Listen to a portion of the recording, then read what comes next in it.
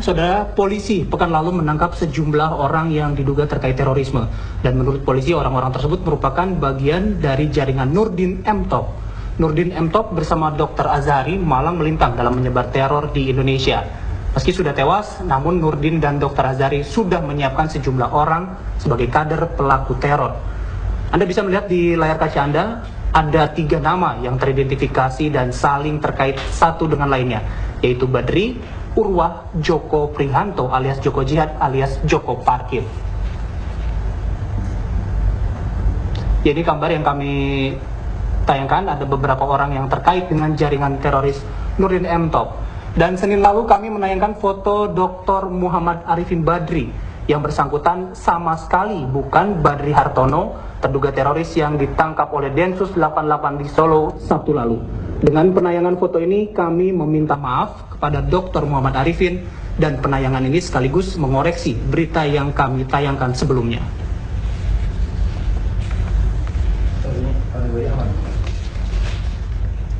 Ya, lantas siapa sosok Dr. Muhammad Arifin Badri yang fotonya baru saja kita tampilkan tadi? Ustadz Arifin ini dilahirkan di Semarang 37 tahun silam. Ayah 3 putri dan 1 putra ini meraih gelar sarjana hingga doktor dari Universitas Islam Madinah, Arab Saudi. Sejumlah karya ilmiah sudah dilahirkan dari buah pemikiran Ustadz Muhammad Arifin, seperti zikir ala tasyawuf, kebangkitan paham Abu Jahal, soal perbankan syariah, dan sebagainya. Latar belakang akademik serta keilmuan Ustadz Muhammad Arifin membuatnya sering dimintai menjadi narasumber di berbagai diskusi, seminar, serta berbagai kegiatan diskusi lainnya. Dan sehari-hari Ustadz Dr. Muhammad Arifin Badri juga mengajar di STDI Imam Syafi'i Jember dan Universitas Muhammadiyah Surakarta. Selain itu juga aktif di komunitas pengusaha muslim dan mengisi dakwah di berbagai media.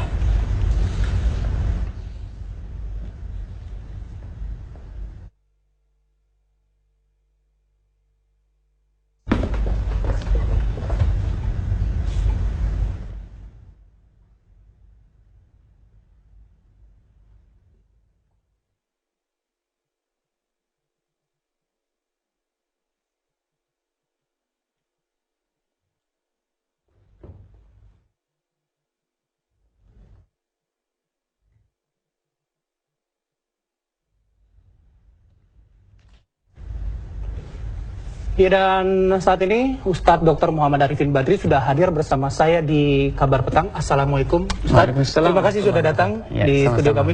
Dan pertama-tama kami ingin memohon maaf kepada Ustadz. Saya atas nama TVN memohon maaf atas kesalahan pemberitaan yang kami muat 2 hari lalu. Ya, terima kasih banyak. Saya mengapresiasi atas sikap yang kooperatif dari TV1 atas kesalahan ini. Baik. Kita akan berbincang tadi mengenai, kita lebih berkhusus pada terorisme. Ya. Nah, Ustadz ini juga mengkampanyekan gerakan atau kampanye anti gerakan terorisme. Ya. Bisa dijelaskan sedikit nggak Ustadz, seperti apa sih kampanyenya?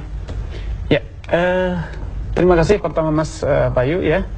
Memang selama ini sejak saya masih aktif kuliah di Madinah, saya sudah berapa kali diskusi langsung dengan beberapa tokoh teroris yang misalnya Aman Abdurrahman yang sudah menjadi tawanan dari Polri. Saya sudah sering korespondensi dan diskusi langsung dengan dia, dan file itu diskusi saya upload di internet, bisa diakses dengan bebas oleh masyarakat.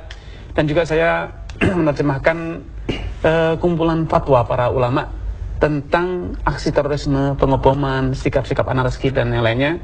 Sebagaimana saya juga nulis satu artikel tentang menumpas terorisme dari akarnya. Kemudian juga saya kebetulan membina Insan TV, yang itu programnya adalah diantaranya sebagai partner pemerintah untuk menanggulangi tindakan-tindakan yang kurang produktif, misalnya terorisme dan lain sebagainya.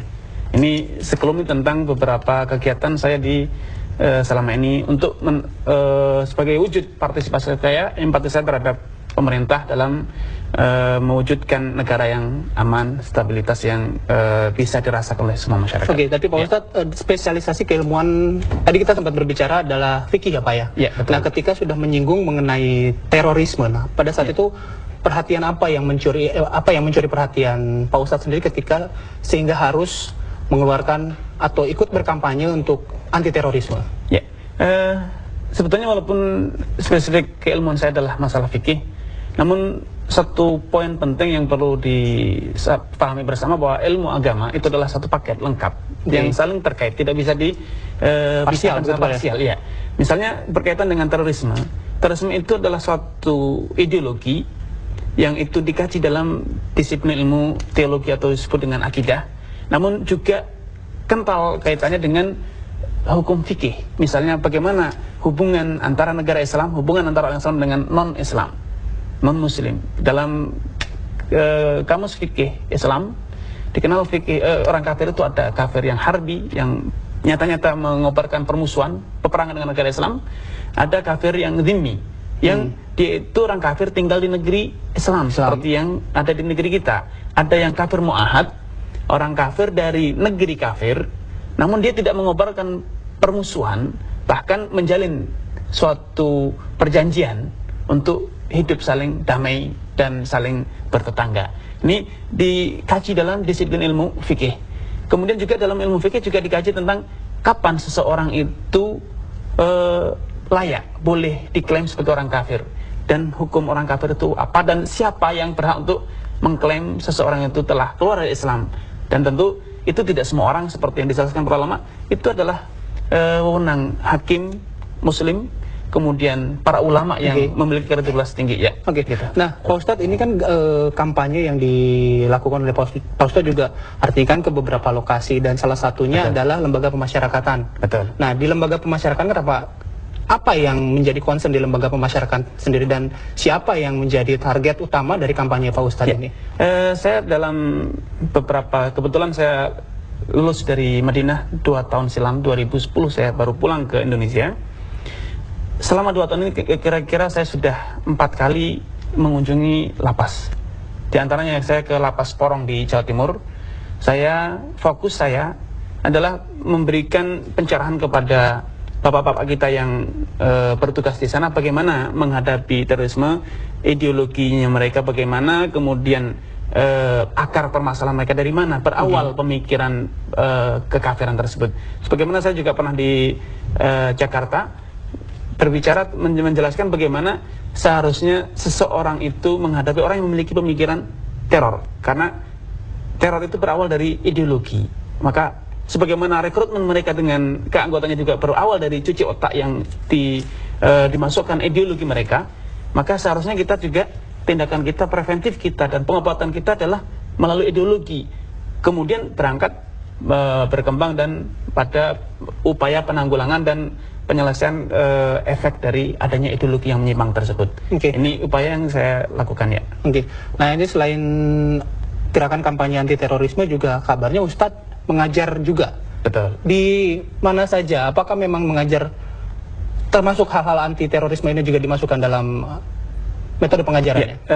Kalau saya aktif di 3 universitas. Satu itu yang saya sebagai dosen tetap di Sekolah Tinggi Dirasat Islamnya STDI Imam Syafi'i Jember, yang perkuliahan di sana menggunakan bahasa Arab. Kenapa mesti perkuliahan harus bahasa Arab padahal kita di negeri Indonesia? Karena saya berpikiran, dan saya termasuk perintisnya, bahkan bahwasanya ketimbangan yang terjadi, tindakan-tindakan anarkis yang ada di masyarakat itu adalah karena adanya kesenjangan antara umat Islam dengan sumber hukum mereka, yaitu Al-Quran dan hadis. Karena saya mendorong agar masyarakat itu mampu memiliki kemampuan untuk mengkaji hukum secara langsung. Kemudian yang kedua, saya mengajar di STAI Ali bin Abi Thalib Surabaya, dan yang ketiga saya mengajar di dosen direktorat di Universitas UMS Muhammadiyah Surakarta. Nah ini terakhir nih Pak Ustadz, ada pesan nggak untuk keluarga atau kolega serta jamaah yang sering mengikuti pengajian yang dilaksanakan oleh Pak Ustadz? Ya, pesan saya dalam kaitannya dengan terorisme misalnya, hendaknya kita itu lebih mengedepankan logika, sebagaimana kita lebih mengedepankan tentang kebenaran, karena faktanya antara perasaan dengan kebenaran itu seringkali tidak sinkron. Contoh misalnya satu kasus yang terjadi di Rasulullah SAW yang kaitannya dengan tindak teroris. Ada seorang Yahudi datang kepada Rasulullah SAW yang mengatakan, Assalamualaikum ya Muhammad, wahai Muhammad, semoga engkau terkena racun. Mendengar ucapan salam yang tentu kurang ajar semacam ini, Rasulullah mengatakan, wa'alaik, engkau juga semoga sama juga. Namun Aisyah kala itu mengatakan, Assalamu alaika wa laknat, semoga engkau terkena racun dan terkena kutukan, laknat. Artinya ada semangat pembalasan lebih kejam dibanding perbuatan. Itu yang dilakukan oleh Aisyah. Namun Rasulullah SAW mengatakan tidak demikian. Rifqan ya Aisyah, Aisyah, lemah lembut. Karena sejatinya lemah lembut itu tidaklah ada pada suatu urusan kecuali akan menjadikan urusan itu semakin baik. Kemudian Aisyah merasa tidak terima, kok malah dia yang ditegur padahal dia terkesan membela Rasulullah SAW, empati dengan Rasulullah SAW yang sedang dicaci oleh orang Yahudi. Dia mengatakan, "Amma sami'ta ya Rasulullah maqal?" Tidakkah engkau mendengar apa yang diucapkan? Rasul mengatakan, "Bala, ya saya mendengar. Walakin amma sami'ti ma qult." Namun juga sebaliknya, apakah engkau juga tidak mendengar apa yang engkau katakan? Nah, kemudian karenanya saya melalui media-media yang saya miliki, misalnya Insan TV, majalah pengusaha muslim, situs-situs yang saya bina, kampus yang saya rintis, saya sangat mendorong dan saya mengharapkan para seluruh masyarakat untuk bisa memberikan, kita bersama-sama, marilah kita turut menjadi partner pemerintah yang produktif dan membangun. Itu Pak Ustadz, dari kajian keilmuan fikih yang dipelajari, itu bagaimana melihat atau pandangan ketika para pelaku teroris ini melakukan aksinya atas nama agama? Ya.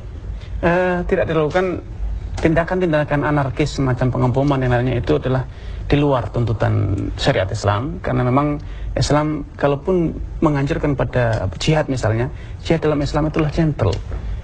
Negara yang menyatakan peperangan itulah yang diperangi. Adapun orang kafir yang masuk ke negara Islam dengan suaka yang diistilahkan dengan kafir dhimmi, itu tidak layak untuk diperangi dan tidak boleh secara hukum Islam. Bahkan Rasulullah SAW dengan tegas, "Man qatala mu'ahadan lam yarah raihatal jannah." Barang siapa yang membunuh orang kafir yang masuk ke negara Islam dengan perlindungan, yaitu suaka, misalnya di negara kita zaman sekarang adalah dengan visa dan yang serupa, maka dia tidak akan bisa mencium baunya surga kelak di hari kiamat. Ini suatu hukuman berat bagi orang yang melanggar ketentuan-ketentuan, melangkahi prosedur-prosedur dalam mengingkari kemungkaran, dalam menanggapi, merespon sikap seorang kafir dan lainnya.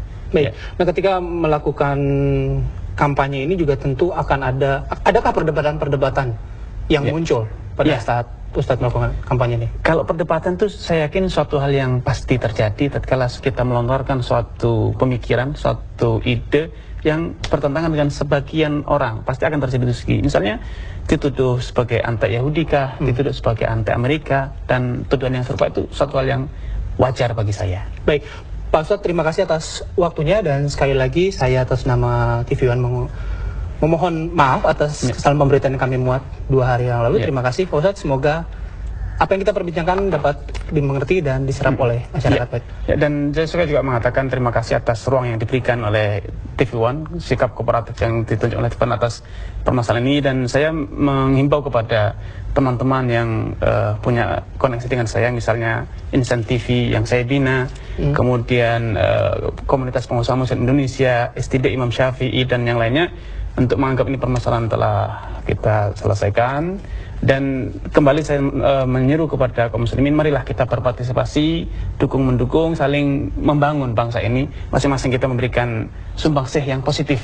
Baik. Kami dari Insan TV sudah mengajukan, dari STV sudah mengajukan, mari kita bersama-sama. Baik, dari TV One pun demikian, Mas ya. Iya, baik. Terima kasih Pak Ustadz atas waktunya.